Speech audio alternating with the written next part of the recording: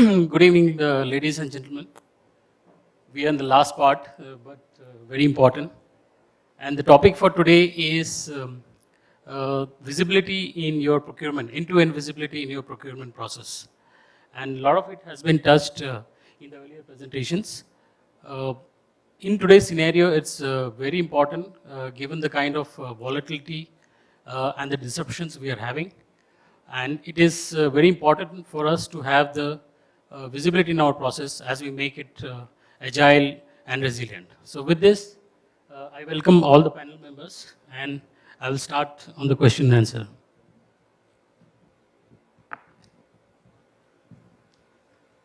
So my first question will be to Dinesh. With this growing importance on end-to-end visibility, what do you think the strategies procurement guy should adopt and on the inventory management? Thank you. This is end-to-end is talked many times, and it is very, very important in our domain because if something doesn't work, something doesn't come, that people will ask procurement. So end of the day, we will be answerable for everything. So having said that, you need to have the good collaboration and the collaboration with your supply partners. Just don't say we should not see just as a the vendor or supplier. We need to keep as a partner. This is a business partner. So when you create them as a partner, then you will have the more value with them. Secondly, you need to have the the curve. Because everybody doesn't see that customer is God for us, right? So how we see that as a strategic partner, they will also see the strategic customer for us. Are we working with the suppliers or the partners? Are they also feeling that they are the we are important for them? So if you feel that we are very important for them, then definitely they will also help you. Secondly, the more important today, you need to work very closely with the demand planning. Demand planning, at least you need to see that what is the forecast. Many times you may have the fluctuation, but we need to have some forecast, better visibility working with the front office management, like sales guys, and see the market, what is going on. Thirdly, you need to have the good workforce with a digitization tool, that how do we able to see this demand plan and how we will be fast to act on this. So this is where we need to have that talents. So it's today, if you see in Bangalore at least, we have a shortage of the talents. So it's acquiring the talents, especially where I am there in the electronics market, very difficult to get, because every electronics engineer who comes out from the engineering, he will normally go to the software engineer, not to the procurement. I'll just give you in 1 minute one example. I went to one of the best engineering college in Karnataka, and I asked them how many people know about the procurement and as well as supply chain. Nobody raised their hand, because every father and mother will push you to go to the software engineer. So that's where we will have the scarcity. This is where you need to build the good talent in the organization. If they are not there, it's not a big, it's like, we are not building the airplane, or we are not, creating anything, right? So how well we mold the people when you get the people in your society. So the talent is also very important. Thank you. Well said. Yeah. So the next question, I'll move to Mahendra. As a follow-up to that, do you think proactively focusing on planning opportunities and determining capabilities of your supply chain will help you to bring end-to-end visibility?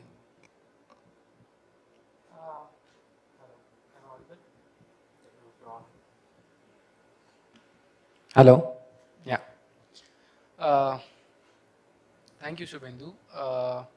My take on this is, yes, bringing end-to-end visibility in the supply chain always helps in upstream as well as downstream. And whenever there is a situation like a stock out, we always try to go and find, okay, where exactly is the important stock lying, whether it is lying at my raw material warehouse, whether it is lying at the transporter's end, or whether it is in transit, or at supplier's end, or even supplier has not manufactured it, or it is at the tier 2 suppliers.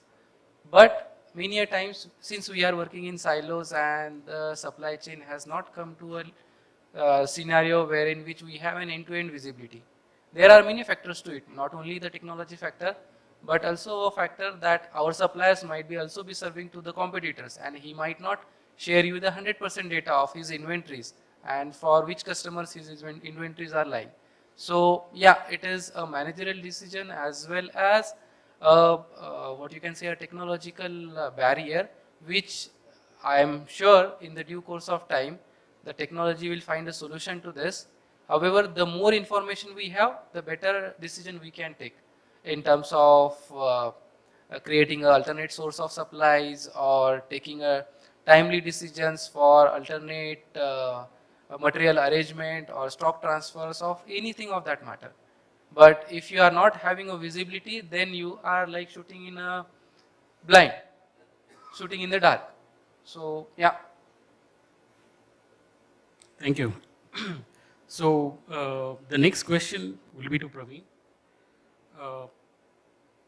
Could you give your thoughts on the upstream and downstream, bringing, whether together they bring in the end-to-end visibility in the supply chain? Yeah, for us it's very clear that unless it's a value chain approach, things are not going to work. So it has to start again with the consumer, and the way to do it, as I said in my presentation, is through these reviews.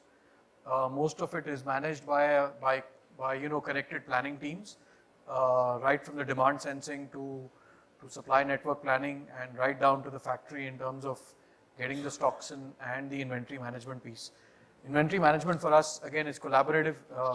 There are strategic calls which are taken in terms of with procurement as to how much to stock, where to stock, and when to stock, right?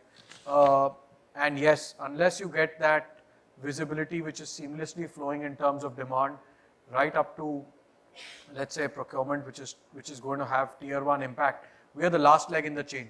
So by that time that information is going to flow anyway, it's going to be a situation where you're going to be reactive. So one, if you don't have seamless information, it's a challenge. Two, if you're going to create bullwhip effects in the supply chain, it's going to bounce back in a way that you'll not be able to manage it. And three, normally procurement in classic FMCGs will always function at M+3 levels and beyond. So if you're functioning in a sphere of M+3, fundamentally then you've not got your inventory right, you've not got the information right, you've not got your sourcing strategy right. I'm not talking about exceptions, but I'm talking about the norm. So anything beyond M+3 levels is when you would actually start coming into picture. And if that is happening, then you're truly saying that the integrated planning is working well. So for us, it's very simple. Yes, these two legs have to integrate. There's no doubt about that, at least in my understanding of supply chain. Thank you. So as a follow-up to that, my next question to Himanshu, do you think that will it bring an enhanced customer experience?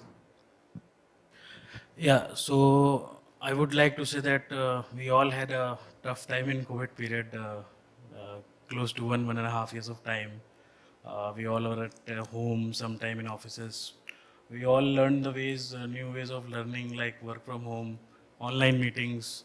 And at that period of time, we learned about how closely we are working with other functions also, because we have a less chance to meet the cross-functional team in the offices because of running schedule inside the team, headache and pains because of supplies issue and all. But while during the working from home, we had a more productive time, I would like to say. And we had a more interactive ways of working among the cross-functional team also. So in that way, I can say that working with cross-functional team, working with sales team, we can enhance our customer satisfaction level, the service level with them. Many of the post-COVID, actually, we had faced the war situation also, where we have seen n number of price increases, where we have not seen in the last 5 years. Actually, we have seen in last 1 year of time. All people sitting here and actually would have a tough time to negotiate with the suppliers price increase and all. So price increase, decrease is just a part of life actually and part of operations. But if you work together closely with sales team, how to deal with the price increases and price decreases, basically in terms of their product positioning, their product volume. So we can manage these price increases better in collaboration of our sales team and supply chain team, rather than working in silos to just dealing with negotiation, reduce the 10%, increase the 10%, or just to target whatever is saying we have to cut down the cost among that proposed cost basically. So if you work closely with the sales team and supply chain team towards their cost and their important SKUs where we can reduce, where they can compromise with the margins, where they cannot compromise with the margins, we have to take back with the suppliers and we have to negotiate again the cost, or we have to adjust the cost basically. So these collaborative apprehensions, approaches will definitely lead to the more and better customer satisfaction level, and it will definitely enhance. Thank you. In terms of the value what we deliver to the customer. Thank you. My next question will be to Mr. Rajnikant. Let us know some of the, what are your thoughts on some of the strategies in contract management, to bring in the visibility in the procurement process? Yeah, I think this is a question that has been reflected since morning, right? One that I'm convinced even before coming here, and more vindicated by the stand, that everybody seems to have the common theme that digital is no longer an option, right? Digital is a strategic imperative, more so in a contract management. And then how do you fit for purpose? I think the selection, the design, and fit for purpose is what probably makes it more efficient. And then you're looking to see how you're bringing in value, at the same time focusing on operational efficiency. Now, I think most of the topics we're talking about, the talent acquisition, like Dinesh talked about recruiting, and the flip side of it is companies trying to protect their resources, right? Their attrition, on the other side, people jumping from one company to the other. Now look at the contract management side of it. Where does it come into your contracts? This is a live example that one can look at, is panning from the end to end. You're also able to plug in proactively with your talent acquisition team, with the recruitment process, by saying, my contracts carry some restrictive terms, and those restrictive terms saying no hire. So am I able to proactively flag them and then not lead to a reactive conflict or a dispute? So these are some things which are very live in that. So it's a discussion that you bring in. I think we've also talked about, have you earned your seat with the business leaders? But having earned the seat, what's the data point that is helping you to build that discussion with your business leaders, right? So ultimately, you're also part of the decision making. So in a contract management, looking to make sure that you have a trusted data source and being able to draw insights is going to be the very basic starting point. And then you build on your design, then you build on cross-functional engagement, which is solving those challenges. Right? Today, these technologies are there, but for you to design your requirement is important to sort of deliver these outcomes. Okay, thank you. So the next topic which I'm going to touch upon is also have been discussed in previous presentation, which is the digital transformation. So I would like to turn to Dinesh to check can you highlight some of the best practices which includes digital transformation to bring in visibility in the procurement process? So digital is a new way, what we talk about, the new way, right? But never ends, right? We would have started maybe more than 10 years back, that what is that digital transformation which we need to do it in the industry or at your function. Some of the topics which at least last 3 years or 4 years which we implemented is we call as SSPACM or we call as an I supplier. So 2 tools are there. You need to have from the tier 2 to tier 1, and then what is that you are getting and what is that your forecast is visible, and then where it goes to the land after the production, and then where it is going to be sitting in the distribution center.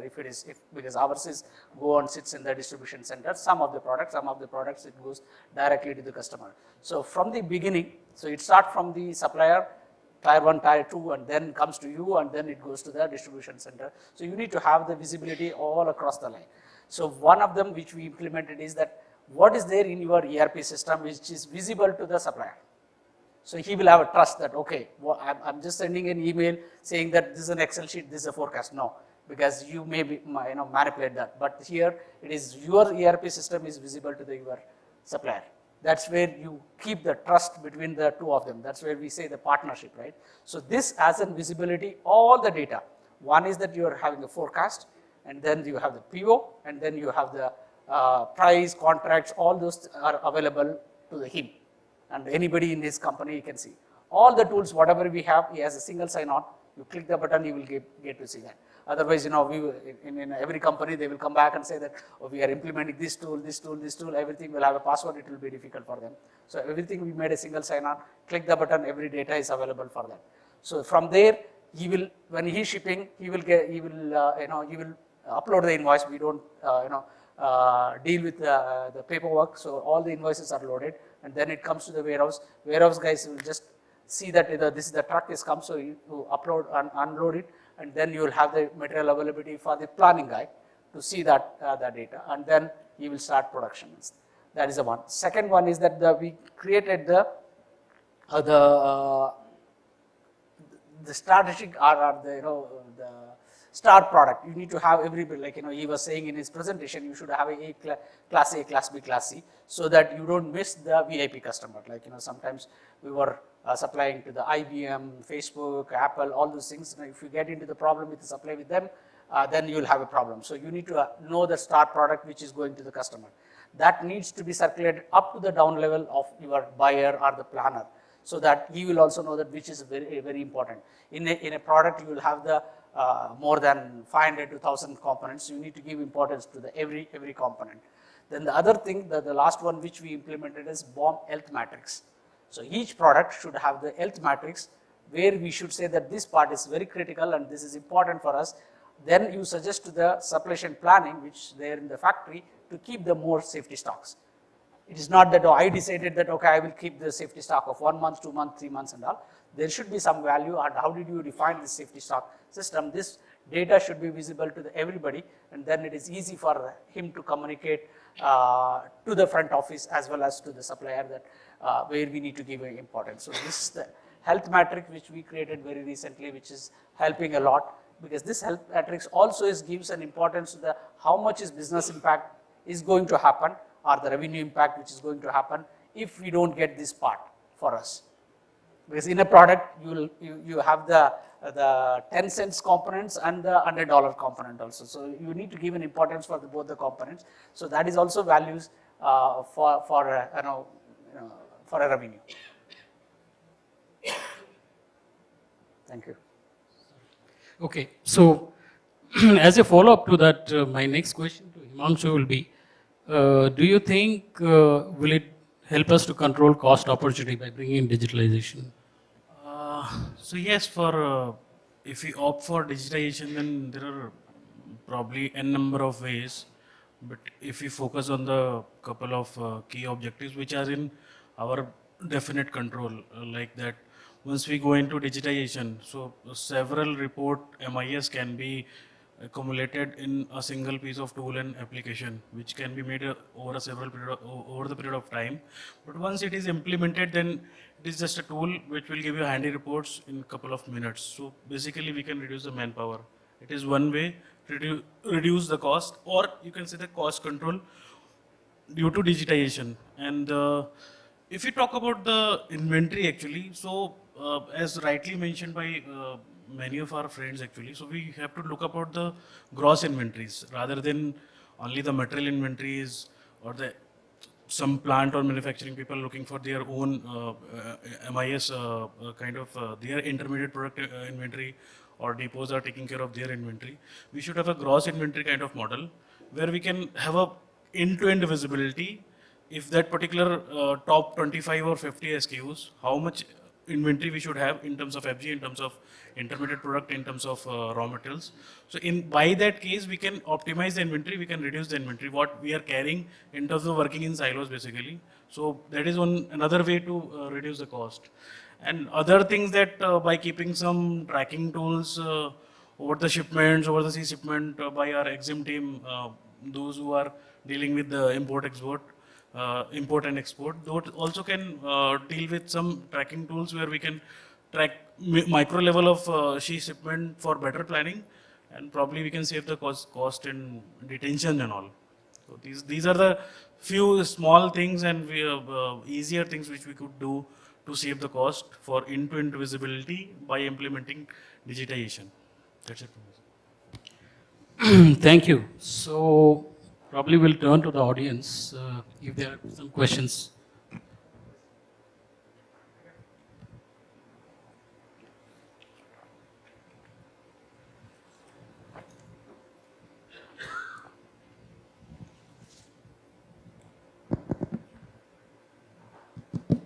Yeah, question is to Mr. Dinesh.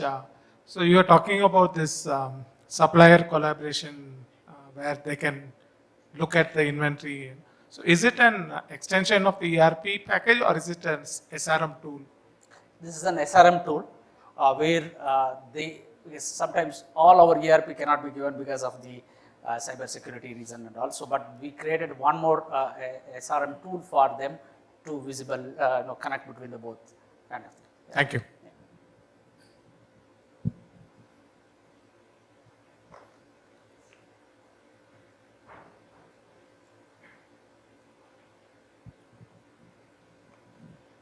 My question for Dinesh.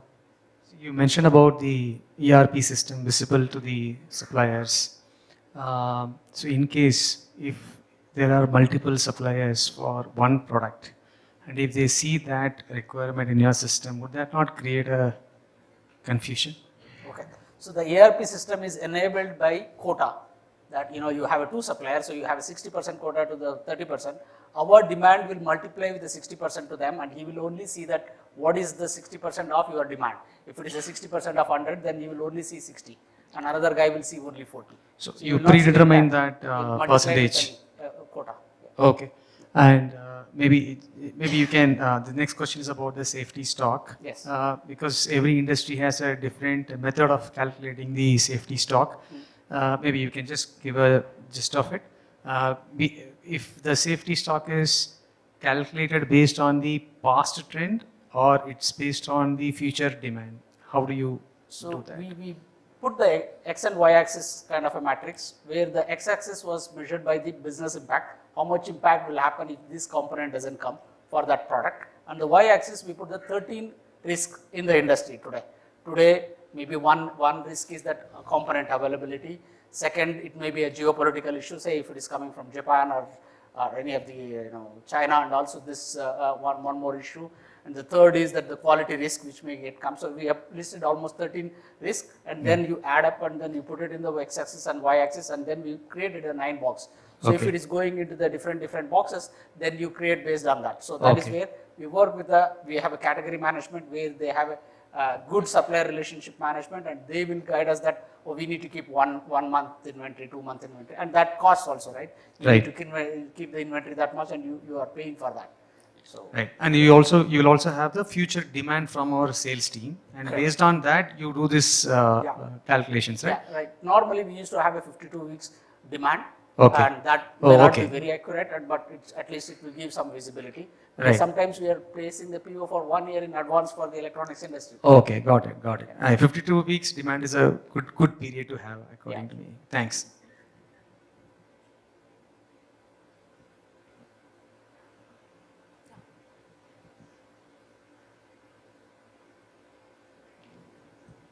Hi, I'm Rahul. I'm from Flipkart.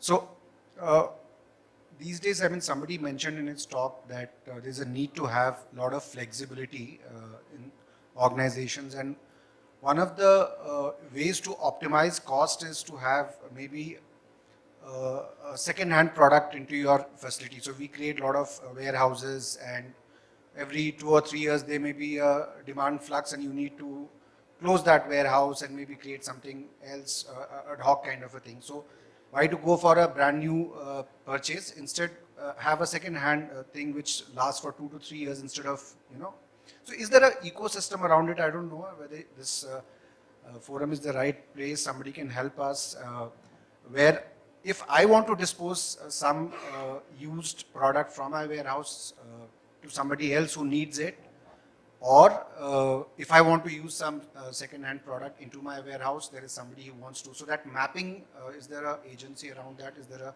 ecosystem around that? Not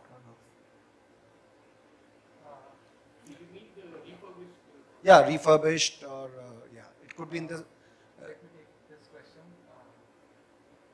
Yeah. See, there are two aspects to this. One is the shelf life also comes into the picture whenever we are storing the raw materials or packing material at our warehouse. The norms change, even the prices change, even the labeling, everything changes. So it is not advisable to keep, let's say, a second-hand stock or a stock which might be useful after 2 years or 3 years, because it is like sitting on huge piles of inventory and you are not sure about it. The second thing which you talked about is how to get rid of such kind of inventory. We can scrap sell it, or for that matter, we can sell it into the secondary market, provided it is not used as in our competition or as a proxy product of our brand. So we need to ensure that our brand image is not getting disturbed because of all such sales. We need to ensure that how exactly the material or the extra inventory which is keeping at our warehouse is getting used. We need to, let's say, audit the customer to whom we are selling it as a scrap sale. And if we are 100% sure that, okay, instead of a disposal, scrap sale will yield better result without distorting the brand image, then we can do so.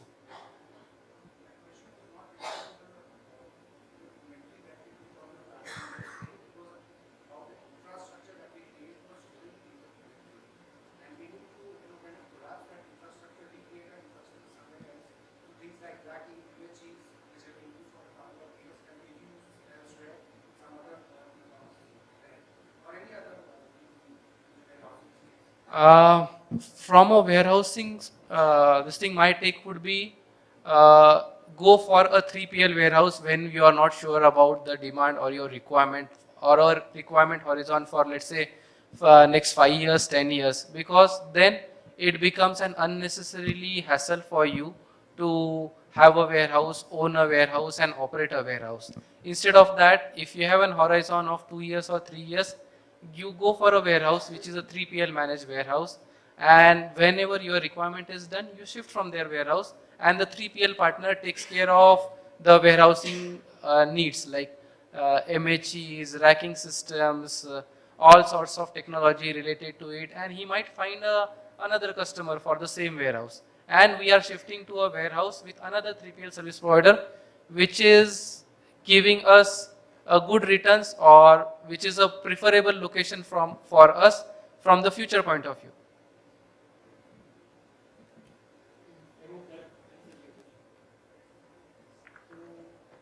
Yes, we are done, sir. Okay. Thank you, sir. Thank you all the panel members and especially the moderator for moderating the session. Thank you once again all the panel members, and I will request